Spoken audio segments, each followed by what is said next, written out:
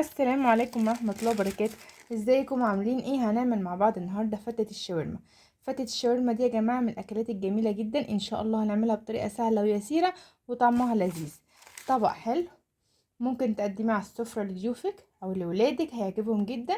تعالوا بقى نشوف طريقتنا ومقاديرنا، بس قبل ما ندخل عليهم ما تنسوش تصلوا على الرسول وتعملوا لايك وشير وكومنت، واللي اول مرة يتابع قناتي على اليوتيوب يعمل اشتراك في القناة ويفعل زر الجرس عشان يوصله كل جديد. يلا بينا نشوف الطريقة بتاعتنا. هنبدأ نعمل صوص التومية بتاعنا، الصوص الجامد اللي هنحطه على فتة الشاورما بتاعتنا. هنعاير بالمج ده اهو، هنعمل مجين. تمام اهو، واحد. بسم الله. التاني هنحط ايه على المجين دول؟ هنحط معلقتين من النشا. انا مش هحط مايونيز خالص ولا بيض ولا دقيق يعني ولا اي حاجة، هو بس النشا والمية بس. وهنبدأ ايه نخلط الكلام ده كله على البارد كده واحطه على النار. اول ما قوامه يتقل هنتقل معاكم للخطوه التانية. بس انا على فكره كنت عامله معاكم فيديو صوص التوميه ده، فيديو مستقل في الفيديوهات قبل كده، هسيب لكم اللينك بتاعه وهحطه دلوقتي على النار هرفعه.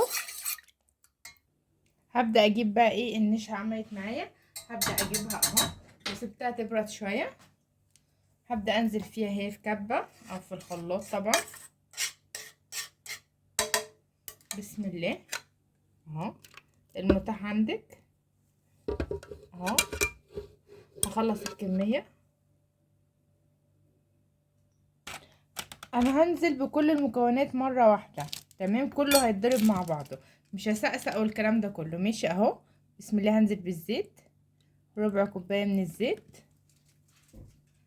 3-4 معالق من الخل. بسم الله الرحمن الرحيم. هنزل باخر مكون معايا قبل الاخير يعني الليمون، عصير ليمونتين. هنزل بالتمليحه بتاعتي وبس كده اهو. ادي التمليحه بتاعتي وبس كده. وهبدأ اضرب الكلام ده كله. يبقى التومية بتاعتنا عبارة عن ايه؟ عبارة عن بص المقادير دي، لكل كوباية مية معلقة نشا واحدة. ماشي، انا عملت 2 يعني هحط كوبايتين مية على البوتاجاز وعليهم معلقتين نشا. الاول قلبتهم على البارد وبعدين ايه بقوا نشا كده وتكاتلوا، حطيتهم في الكبة بتاعتي. حطيت عليهم ايه الكمية المقدار اللي معايا، حطيت عليهم ربع كوباية زيت، حطيت عليهم معلقتين 3 من الخل، حطيت عليهم عصير ليمونتين والتمليحه بتاعتي. وهبدا اضرب الكلام ده كله مع بعض. هبدا اضرب اهو تاني لغايه لما احصل على القوام الكريمي بتاع التوميه بتاعتي.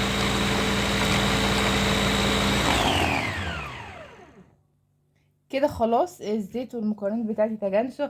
هبدا انزل باهم حاجه ايه التوم بتاعي، وهما 3 فصوص توم كده، 3 أو 4 كده اهو.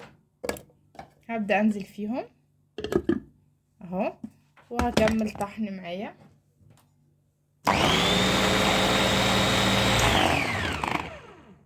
ودي الكريمه بتاعتي التوميه، انا مسميها كريمه صراحه. بصوا هتنزل ازاي.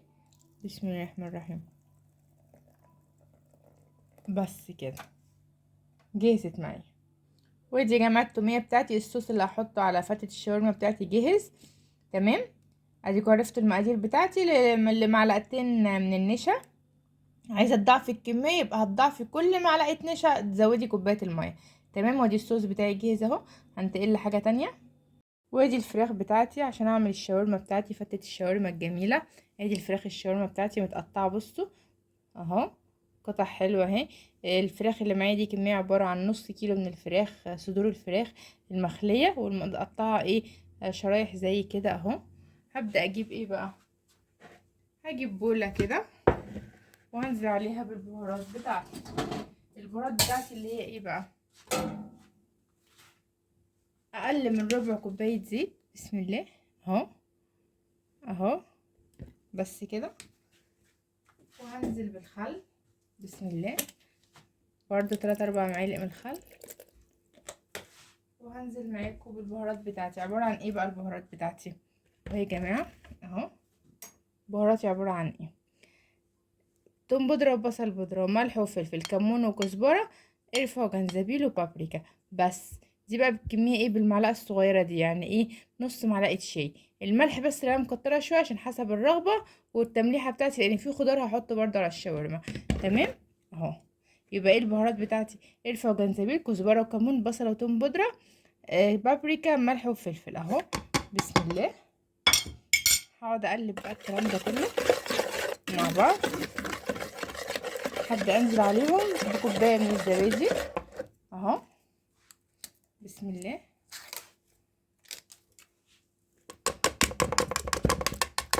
بس كده واقلب وانزل بالفراخ بتاعتي. بسم الله اهو. انا عايزه احلى لايك واشتراك لاحلى فتة شاورما هنعملها مع بعض النهارده. وهنقلب الكلام ده كله وهنسيبها ساعه كده، من ساعه لساعتين كده في التتبيله. ماشي. وهنشوف هنعمل ايه مع بعض. هنيجي بقى نعمل الرز بتاعنا بتاع فتة الشاورما. جبنا حله اهي على النار نشفت من السوائل اللي فيها. هننزل بايه؟ بالزيت بتاعنا. بسم الله. الماده الدهنيه اهو. في بصل قطعتها، بصله كده حلوه قطعتها مكعبات صغيره هنزل بيها. تبدا كده تدبل وتتشوح ونرجع نشوف هنعمل مع بعض ايه. البصله بتاعتي اهي شغاله، نزلت عليها بنص معلقه ملح. قلت بالمره التمليحه بتاعتي منها ان انا املح ومنها ان البصله بتاعتي تدبل. هنزل عليها بايه بقى؟ بسم الله. بكركم، نص كده معلقه صغيره من الكركم. تمام اهو. وهنزل بالكيري بتاعي اهو.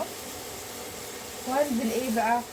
بحاجه هتقلب لي طعم الرز. بهارات الفراخ يا جماعه ايه صفرا، فيها كل المنكهات، فيها منكهات وبهارات جميله خالص، وفي نفس الوقت هتنكه لي الرز بتاعي. تمام اهو. هفضل اقلب في الكلام ده كله اهو كده خلاص. انزل بايه؟ بالرز بتاعي. بسم الله. ده رز هندي يا جماعه، انا نقعاه طبعا قبلها. انا عايزه هفضل اشوح فيه كده اهو. عماله اقلب في الرز اشوح فيه.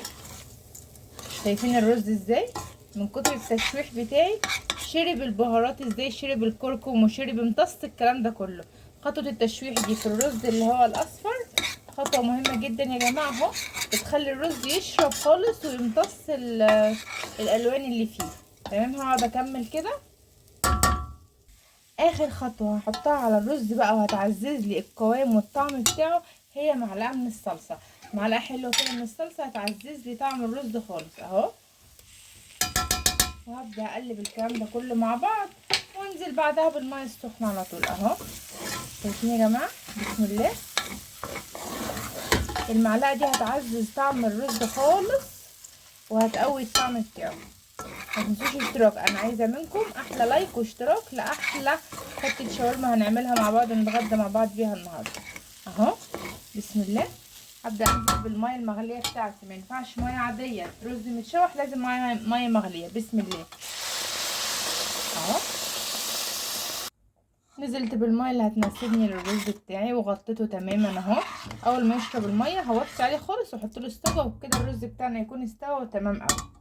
الشاورما بتاعتي اتبلت خالص وسبتها في الوقت اللي انا قلت لكم عليه، وجبت طاسه اهو حلوه على النار. هبدا انزل بيها. بسم الله. الطاسه طبعا انا مش هحط زيت خالص لان انا هعتمد على الزيت اللي موجود في تتبيله الشاورما اللي انا حطيته. تمام اهو. هبدا انزل كده. طبعا انا مش هحط اي ملح. طبعا كان في شويه تتبيله كده موجودين بعد الشاورما ما نزلتها، موجودين في البوله بتاعتي. نزلت عليهم بايه بقى؟ بخضار كده، فلفل متقطع جوانح، ونزلت عليهم ببصلايه كده برضو متقطعه جوانح. هبدا انزل عليها. بسم الله اهو. مش كتير الخضار، هو فلفل بس ملون الوان، والبصلايه بس بتاعتي بصلايه صغيره مش كبيره، بس هي تديلي طعم. كل اضافه هضيفها مظبوط على الشاورما هتديلي طعم وهتعزز الطعم بتاعها وهتزوده وتديلي طعم احلى طبعا وتعلي التست بتاعي. افضل اقلب كده لغايه لما الشاورما بتاعتي تستوي. وادي الشاورما بتاعتي خلصت اهي ما شاء الله. ما خدتش مني غير تلت ساعه على النار بس. الفراخ كده كده ما بتاخدش وقت اصلا، اسرع من اللحمه اهو ما شاء الله. الريحه عايزه اقول لكم جايب اخر الدنيا.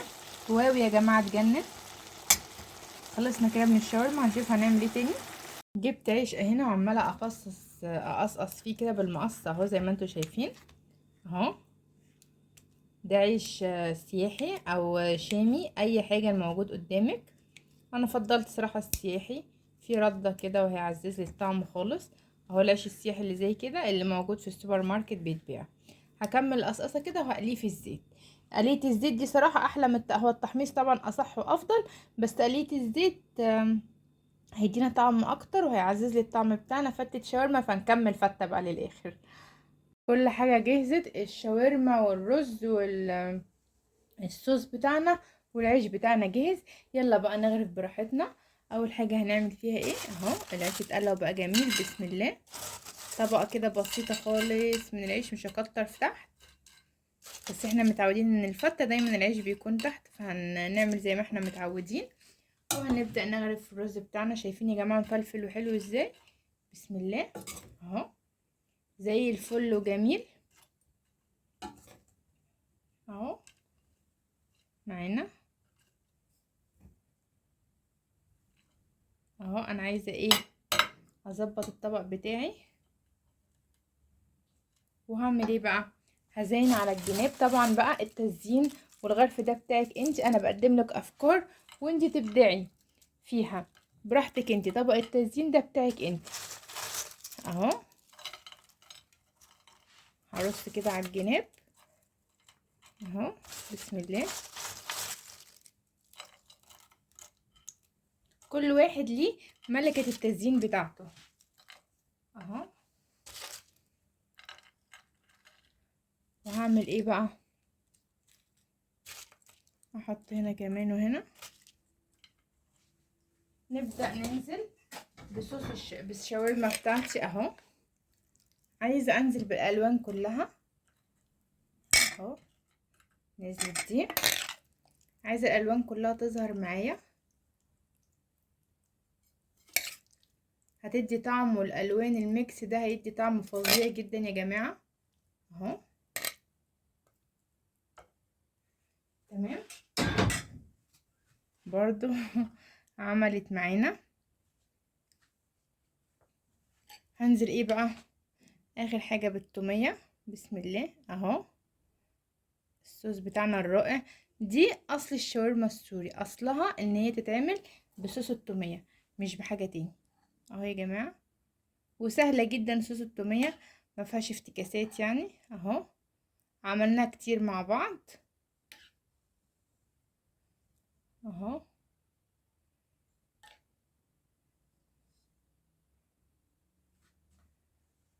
دي الفتة بتاعتنا، طبق لذيذ جدا شيك جدا على السفرة بتاعتك، حاجة مبهجة ومشرفة وما كلفتناش كتير.